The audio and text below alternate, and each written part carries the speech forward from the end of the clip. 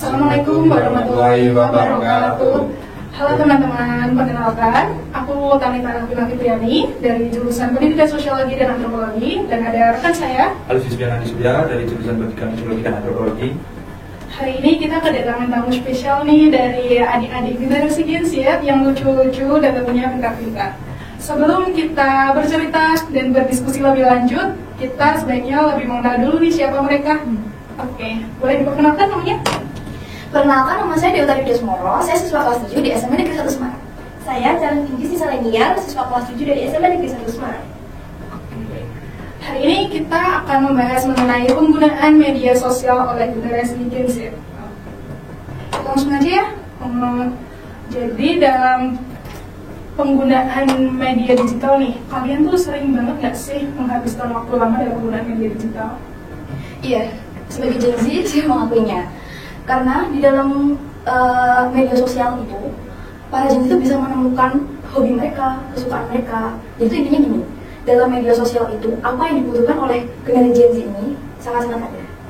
Seperti kayak media hiburan, terus kalau mau nyari materi tentang pelajaran juga udah ada kan semuanya gitu. Jadi benar-benar berguna banget ya sebenarnya buat menunjang aktivitas kalian. Nah, untuk selanjutnya penggunaan media sosial itu menurut kalian apakah mempengaruhi hubungan sosial kalian dalam menjalani kehidupan sehari-hari? Iya tentu, karena dengan adanya media sosial nih, kayak kita tuh bisa lebih kenal dekat itu sama teman. Kita lebih sering chat sama mereka atau melihat kehidupan sosial mereka dari sosial media, dan of course hal itu bisa membuat kita lebih kenal dan dekat.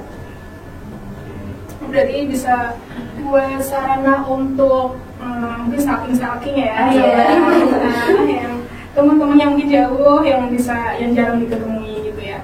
Kemudian kalau dalam penggunaan media sosial nih atau media digital gitu, konten-konten apa sih yang biasanya kalian sering buka atau sering kunjungin gitu? Ada biasanya tuh kalau anak-anak generasi sekarang, apalagi Gen Z itu sukanya nonton K-pop gitu kan. Dan TikTok juga itu sering kita pakai sebagai sarana hiburan karena di TikTok tuh macam-macam ya kontennya. Selain untuk sarana hiburan, biasanya Gen Z itu setiap belajar menggunakan aplikasi pijar sekarang kan. Aplikasi pijar itu aplikasi yang digunakan oleh guru dan siswa untuk melakukan komunikasi dalam pembelajaran. Jadi pijar itu kita bisa melakukan ujian, ulangan harian, lalu mengumpulkan tugas juga. Berarti benar-benar mempermudah aktivitas kalian di pendidikan gitu ya, selain buat hiburan. Nah, selanjutnya menurut kalian penggunaan dari handphone sendiri apakah membantu kegiatan kalian dalam bidang pendidikan sampai membantu untuk mengerjakan tugas, searching kayak melakukan juga mencari jurnal gitu?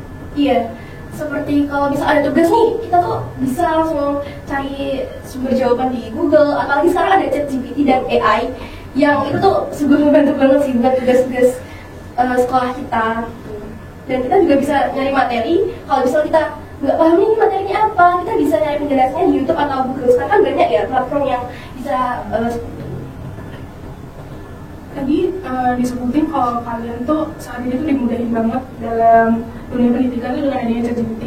Apalagi di dalam penggunaan sosial media, kemudian ChatGPT itu kan banyak banget informasi yang kalian dapat. Tapi informasi itu kan belum tentu kebenarannya ya. Itu bagaimana cara kritis kalian untuk memilah dan memilih informasi tersebut?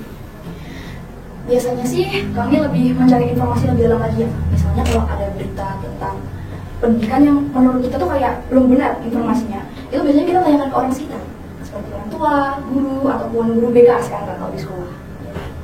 Pernah nggak kayak pengalaman kalian itu yang dari ternyata tuh informasi yang selama ini kalian dapatkan dan mungkin udah kalian sebarkan ke teman-teman kalian tuh ternyata itu informasi yang nggak benar? Pernah sih ya. Terus gimana tuh ceritanya? Coba ceritain. Awalnya itu ada orang yang yakinin kita Pak, ini informasinya udah benar, udah akurat, udah semua masuk berita gini. Cuman setelah kita analisis, kita cari-cari dari sumbernya juga, ternyata informasi itu hoax, itu salah. Itu tapi udah kalian sebarin ke teman-teman? Sudah. Terus apa tuh dampak setelahnya? Ya udah terlanjur menyebarkan informasi yang mungkin nggak benar. kita merasa bersalah juga sih. Iya, sebenarnya. Terus kita nyampe ke mereka kayak itu tuh hoax, dan kita jelasin mereka kalau berita itu salah sampai. Nah, sekarang kan media sosial itu kan apa membuat kalian gunainnya? Apakah kalian sudah tahu bagaimana cara menjaga privasi kalian di media sosial? Kan tidak semua yang kalian unggah harus dikonsumsi oleh publik kan. Misal kayak sudah privasi di fitur Instagram aja ada fitur teman dekat. Nah, apakah kalian sudah tahu bagaimana pentingnya menjaga privasi di media sosial? Sudah sih Kak. Sebagian generasi Gen Z ini kan memiliki keingintahuan yang sangat luas. Ya, maka dari itu untuk fitur-fitur privasi seperti itu rata-rata atau sebagian besar dari Gen Z itu udah tahu Kak. Seberapa pentingnya fitur privasi itu buat Buat kalian? kalian Untuk besar lah ya, karena privasi itu mencakup data pribadi, alamat, kata sandi email, dan itu tuh kalau kita nggak jaga bener-bener datanya bocor dan yang rugi kita sendiri. Kan nggak ada peristiwa gitu yang kalian misalnya ya, kalau ada kan di Instagram ada fitur teman dekat tuh, kalian nggak sengaja memasukkan konten yang itu kalian privasi, pernah nggak? Kalau saya sendiri sih belum pernah ya Kak. Berarti emang kalian sebelum mengupload semua konten-konten kalian di sosial media itu emang benar-benar dipilah-pilih gitu ya? Iya, itu wajib sekali. Kemudian kalau dari media sosial ini tuh kalian sering menggunakannya untuk sebagai hiburan atau sebagai informasi, mencari informasi? Keduanya sih Kak. Jadi kan kita juga butuh mencari informasi, entah itu informasi apapun. Nah, selain informasi, media sosial itu juga kita jadikan sebagai hiburan kita Kak sehari-hari. Selain bertemu dengan teman langsung, kita kan juga bisa berkomunikasi dengan teman lewat media sosial. Dan itu pun kadang lebih menyenangkan sih Kak. Iya. Tapi emang benar-benar banyak manfaatnya ya menurut kalian. Nah, pernah nggak sih kalian waktu lagi main media sosial itu terus ada postingan yang membuat kalian kesal, sedih, terus ikutan stres, akhirnya berdampak pada kesehatan mental kalian? Pernah nggak? Pernah sih Kak. Dan hal itu tuh kayak Berdampak banget buat diri kita gitu loh. Nah, makanya itu kadang media sosial itu membantu kita, tapi kadang juga Contoh pengalaman ya atau cerita yang pernah kalian dapetin dari media sosial yang mempengaruhi kalian? apa ya? Mungkin kayak postingan TikTok gitu ya Kak. Itu tuh tentang kayak story yang relate sama kehidupan kita sekarang, dan malah di dalam videonya itu tuh nambah-nambahin kayak bikin kita overthinking banget gitu loh Kak. Nah, iya. Apa namanya? Backsoundnya gitu. Iya. Mendramatisir keadaan ya. Kemudian, nah, apakah kalian lebih rentan cyberbullying kan? Kayak penggunaan sosial media, pembulian lewat media sosial itu, atau kalian pernah mengalaminya? Misal kalian pernah dibully lewat media sosial gitu? Kalau kami sendiri belum pernah Kak, tapi kalau lingkungan sekitar kami ada yang pernah.